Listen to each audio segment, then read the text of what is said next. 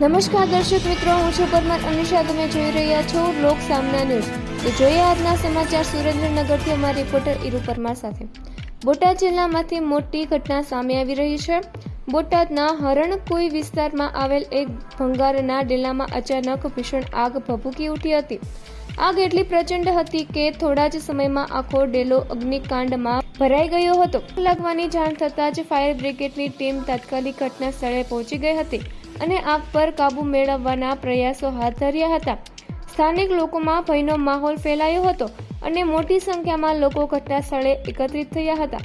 પ્રાથમિક માહિતી મુજબ આગ લાગવાનું ચોક્કસ કારણ હજુ સુધી સામે આવ્યું નથી, પરંતુ ભંગારના સામાનને કારણે આગ ઝડપથી ફેલાઈ હોવાનું માનવામાં આવી રહ્યું છે. હાલ સુધી કોઈ જાનહાનિની માહિતી સામે આવી નથી, પરંતુ ભારે માલમત્તાનું નુકસાન થયું હોવાનું અનુમાન છે. ફાયર બ્રિગેડ દ્વારા સતત કામગીરી ચાલુ રાખવામાં આવી છે અને આગને સંપૂર્ણ રીતે કાબૂમાં લેવાનો પ્રયાસ ચાલી રહ્યો હતો. તો ફરી મળીશું એક નવા સમાચાર સાથે. ત્યાં સુધી જોતા રહો લોક સામના ન્યૂઝ.